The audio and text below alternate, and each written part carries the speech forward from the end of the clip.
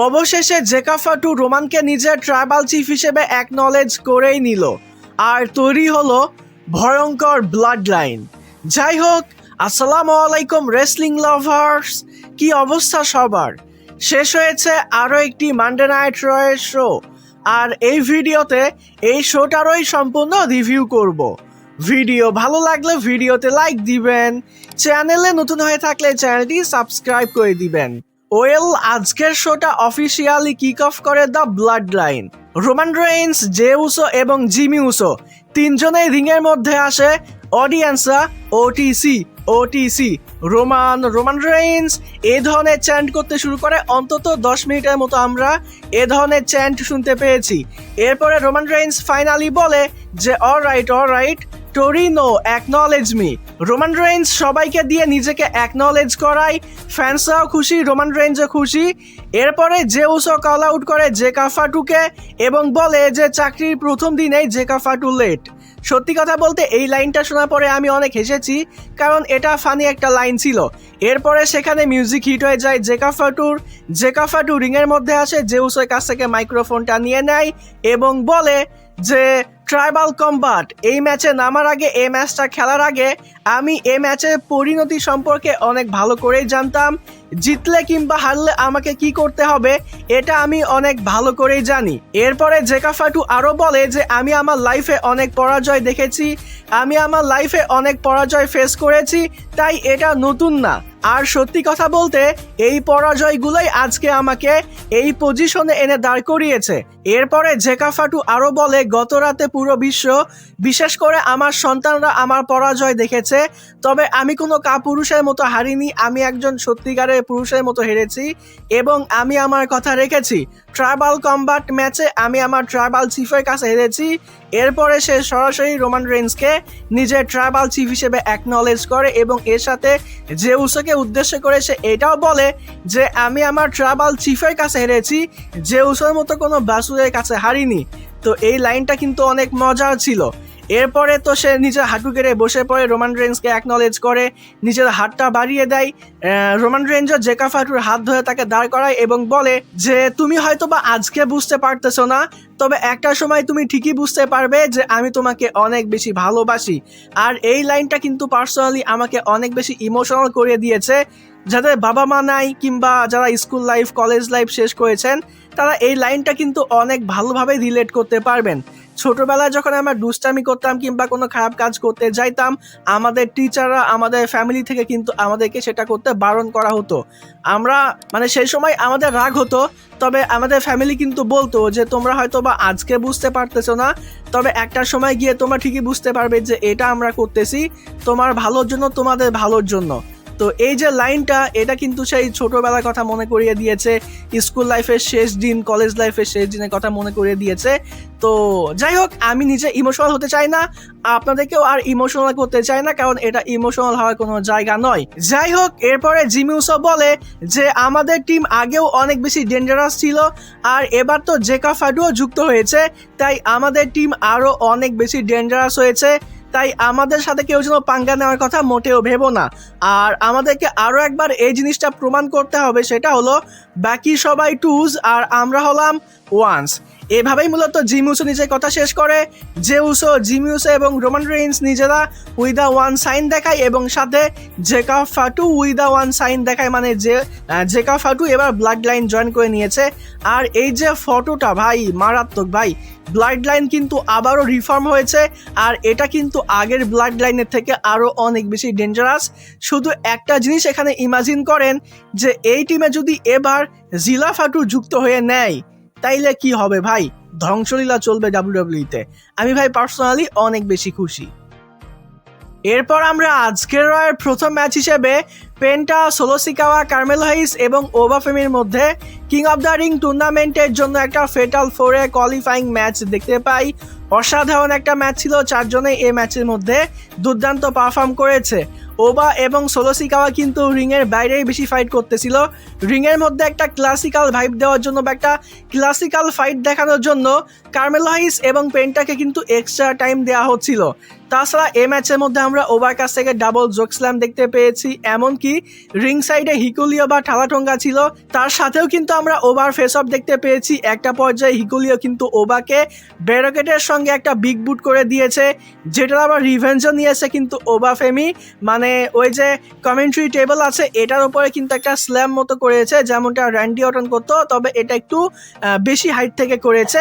এবং শেষ পর্যন্ত ওবা ফেমি সোলো সিকাওয়াকে রিংয়ের মধ্যে নিজের ফিনিশার ফল ফর্ম গ্রেস লাগিয়ে পিন করে এই ম্যাচটা জিতে যায়। কিং অফ দ্য রিং টুর্নামেন্টে প্রথম মেম্বার হিসেবে ওবা নিজেকে কোয়ালিফাই করে নেয়। আর এই ম্যাচটা শেষ হয়ে যাবার পরে কিন্তু ওবা ব্রক লেসনারকে নিয়েও একটা মেসেজ দিয়েছে, সেটা হলো যে এই ফিউডটা, এই গল্পটা কিন্তু এখনও শেষ হয়নি। সামনের দিকে গিয়ে আমরা ওবা এবং ব্রক লেসনারের মধ্যে আবারও ফাইট দেখতে পাবো। এটার কিন্তু একটা টিজেস আগের ভাগেই ওবা এখানে দিয়েছে। তো সম্ভবত আমরা সামারস্লামে এবার ওবা এবং ব্রক লেসনারের মধ্যে পার্ট 3 দেখতে পেতে যাচ্ছি।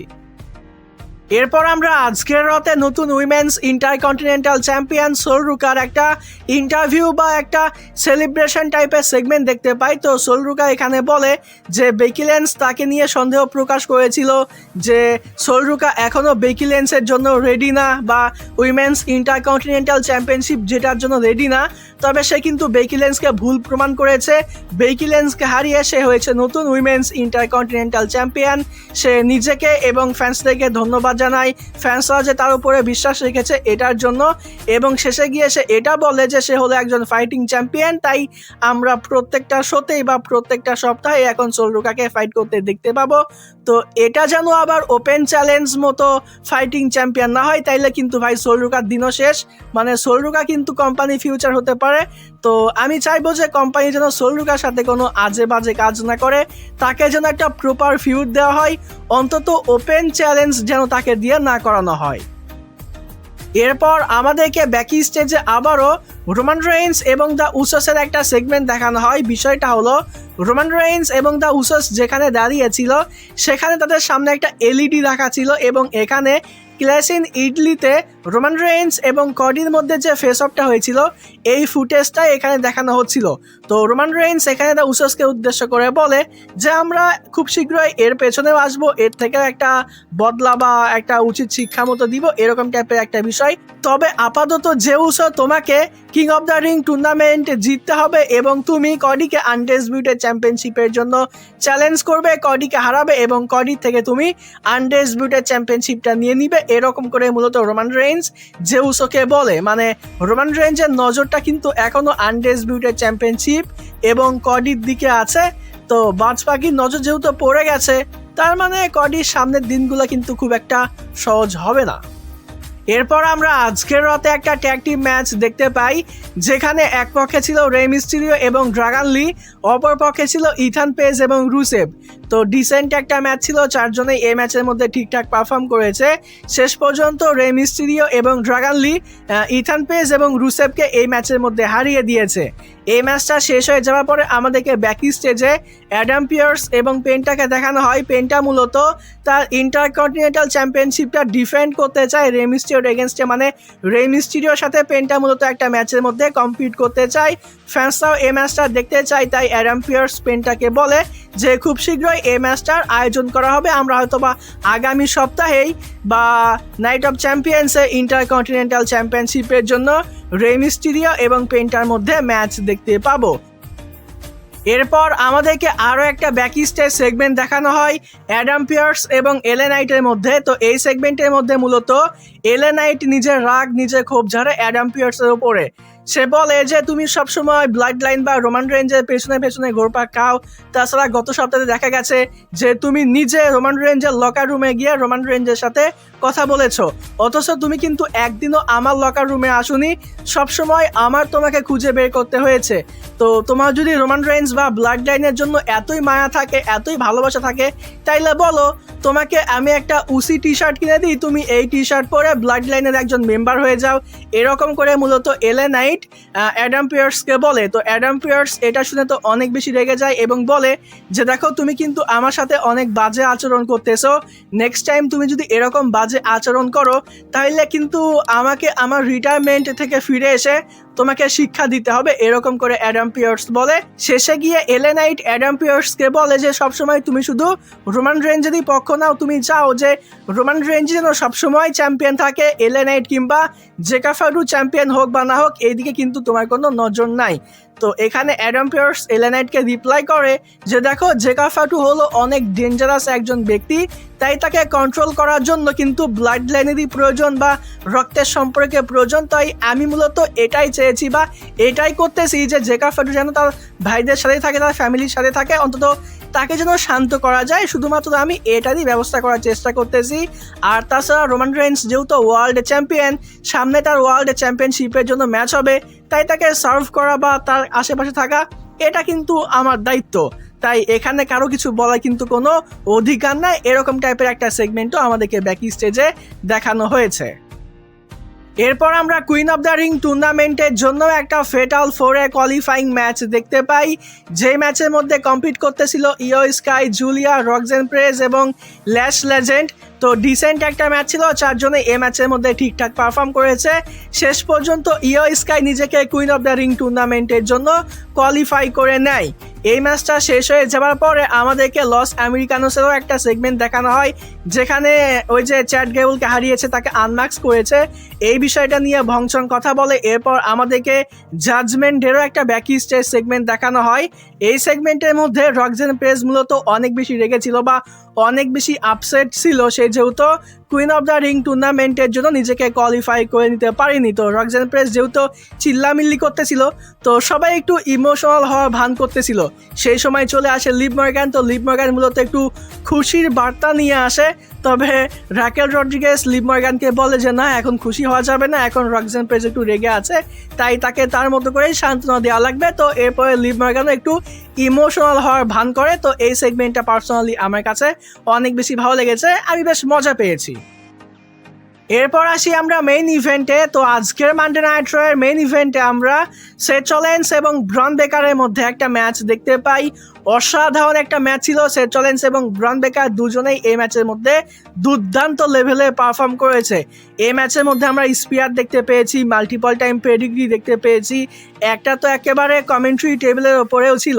এই ম্যাচ চলাকালীন সময়ে একটা পর্যায়ে অস্টেন থিওরি এসে ঝামেলা করার চেষ্টা করে, তবে মন্টেজ ফোর্ড এসে অস্টেন থিওরিকে সাইড করে দেয়। দেন এই ম্যাচের মধ্যে একটা পর্যায়ে সেথ রলিন্স একটা স্টম্প করে দেয় ব্রন বেকারকে, তবে সে যখন পিন করে সেই সময় ব্রন বেকারের পাটা ধরে রোপের ওপরে দিয়ে দেয় পল হেইম্যান, যার জন্য এই ম্যাচটা শেষ হয় না। তো পল হেইম্যান এবং সেথ রলিন্সের মধ্যে আমার রিং সাইডে একটু গরমাগরমি দেখতে পেয়েছি।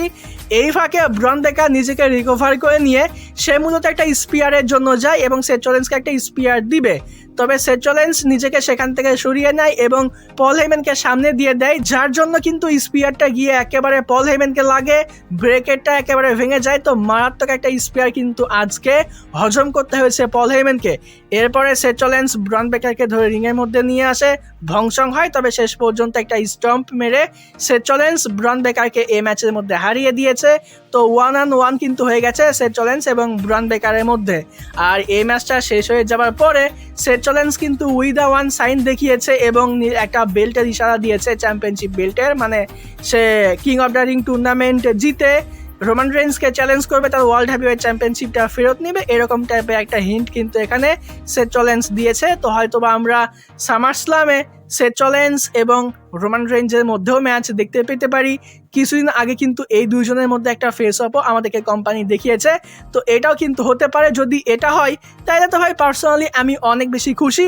আপনাদের মধ্যে কারা কারা সেথ রলিন্স এবং রোমান রেঞ্জের মধ্যে ওয়ার্ল্ড হেভিওয়েট চ্যাম্পিয়নশিপের জন্য সামার স্ল্যামে ম্যাচ দেখতে চান অবশ্যই কিন্তু এই ভিডিওতে কমেন্টে জানিয়ে দিবেন। তো যাই হোক ডিয়ার অডিয়েন্স, এই ভিডিওটা এ পর্যন্তই ছিল আজকের মানডে নাইট রয়ের শো। ওভারঅল আপনাদের কাছে কেমন লেগেছে অবশ্যই এই ভিডিওতে কমেন্টে জানিয়ে দিবেন। আর এই ভিডিও ভালো লাগলে ভিডিওতে লাইক দিবেন, চ্যানেলে নতুন হয়ে থাকলে চ্যানেলটি সাবস্ক্রাইব করে দিবেন। আজকের মতো এখানেই বিদায় নিচ্ছি। যাওয়ার আগে একটি কথাই বলতে চাই, যদি রেসলিং ভালোবাসো তাহলে আমরা সবাই এক টিম।